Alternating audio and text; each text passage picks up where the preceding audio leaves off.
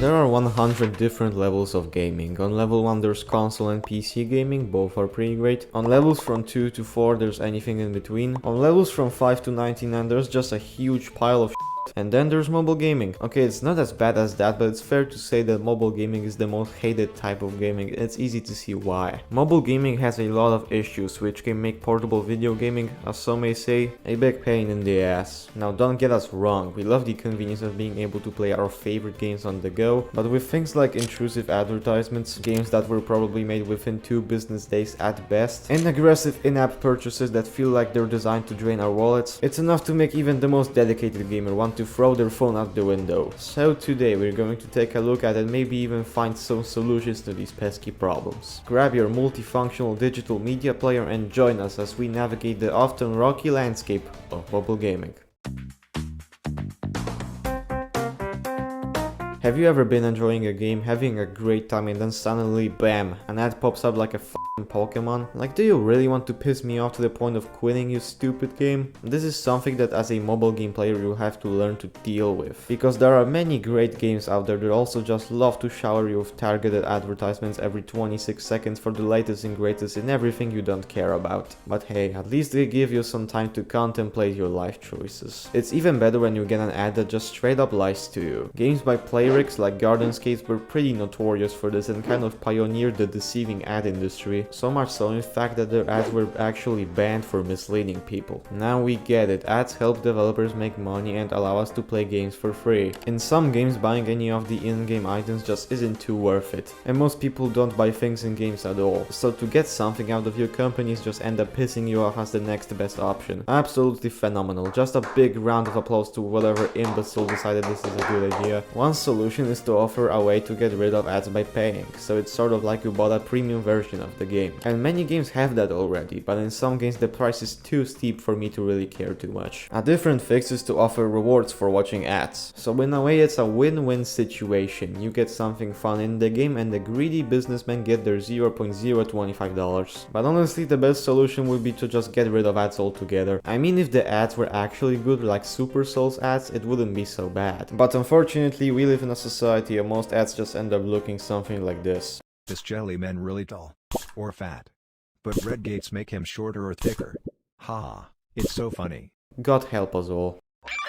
We've all been in this kind of situation. We go to an online application marketplace looking for a new experience only to find games with impressively low quality and tons of disappointment, blood, sweat and tears. Okay, maybe not that far, but like, who would even download this?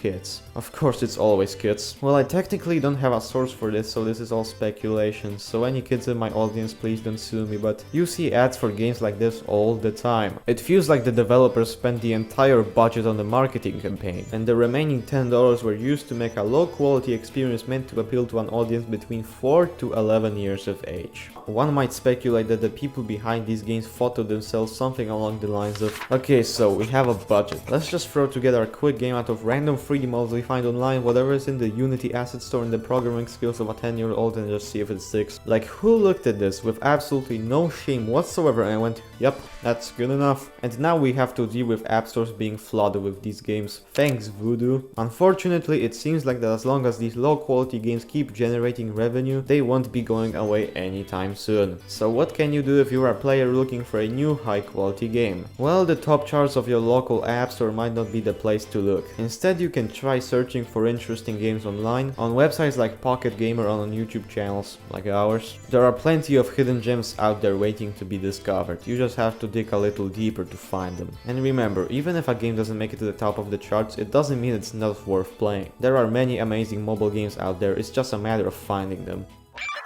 Control issues can be a major nuisance in mobile gaming. Some games try to translate complex control schemes from console or PC games onto a touchscreen, resulting in a confusing and awkward experience with so many buttons on the screen that it feels like you need a degree in rocket science to learn how to play. Of course, a lot of the time there's not much that can be done about it. I think this problem is the most prominent with shooter games, where there are so many buttons they can take up over half of the screen, and it's just so you can have an experience that's comparable to a shooter on PC. And at that point you have to consider if playing the game is even worth it, since on a computer you have a much simpler experience. But hey, anything for that sweet portability, I suppose. And as for the solution, just don't play games you can't control, I guess.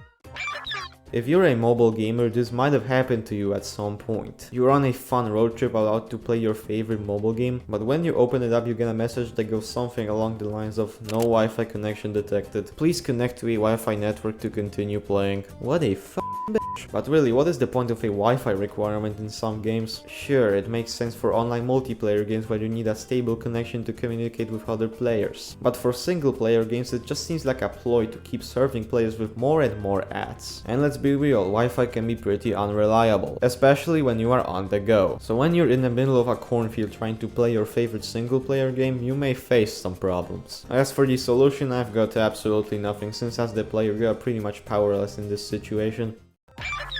It's a sad reality for many mobile gamers. You invest countless hours into a game, only for the developers to suddenly shut it down and leave you re-evaluating your life choices. While not exclusive, I feel like this problem is the most common with mobile games, since so many of them are live service games that rely on servers to function. So if for whatever reason the developers decide to shut one down, the game becomes completely unplayable forever. It's especially frustrating when a game has a dedicated player base and a strong community, as it can feel like all that time and effort was for nothing. And let's not forget about the in-app purchases and microtransactions. Players who spend real money on a game may feel especially burned when it's suddenly discontinued. Something else that can happen is your favorite mobile video game becomes abandoned by the developers. This can be an incredibly frustrating experience, especially when the developers don't say anything about the situation and are incredibly difficult to contact. I can speak from personal experience on this one, as the peak fiction mobile MOBA game Heroes Arena was abandoned over 3 years ago, and I still can't get over it. I've been trying to contact the developers about this many times with no luck, which is very strange considering they are still actively updating one of their other games, that being Heroes Charge. Solution? Just don't play mobile games, I guess, I don't know. If you're an aspiring mobile game player, you're probably well aware of the frustration of hitting a brick wall due to an energy system. You're having a blast playing your favorite game, and just as you're starting to get into a flow, suddenly you're out of energy and now you have to stop playing. They're a common feature in mobile games that restrict the amount of time you can play in a single session. The idea is to encourage players to take breaks and come back later, but let's be real, it just feels like a punishment. Currently there are two solutions to this problem. First off, many games offer the option to purchase energy refills for real world money. It's not the most budget friendly option since the cost will quickly start to add up, but at least it's one way if you want to keep enjoying a game and play without any limitations. Alternatively, some games offer energy refills for completing certain tasks or watching ads. It's not the most efficient option either, but it's better than nothing.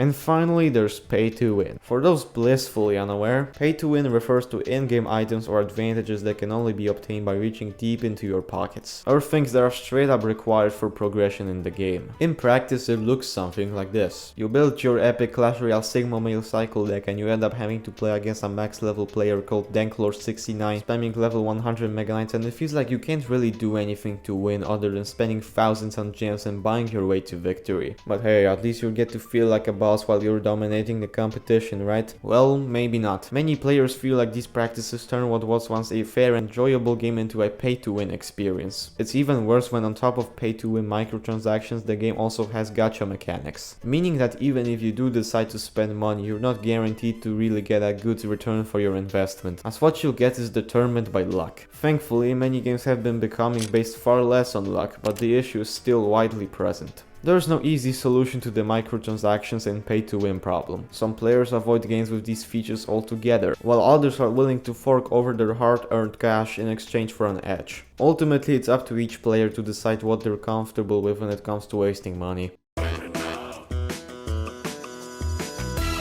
So there you have it, a comprehensive look at some of the issues facing mobile gaming today. From annoying ads to pay to win and microtransactions, there are certainly challenges to be faced when it comes to playing games on your phone or tablet. So is there anything good about mobile gaming? Well, absolutely, and it's all right here in the video you see on screen. Also leave a like, subscribe, and have a wonderful day.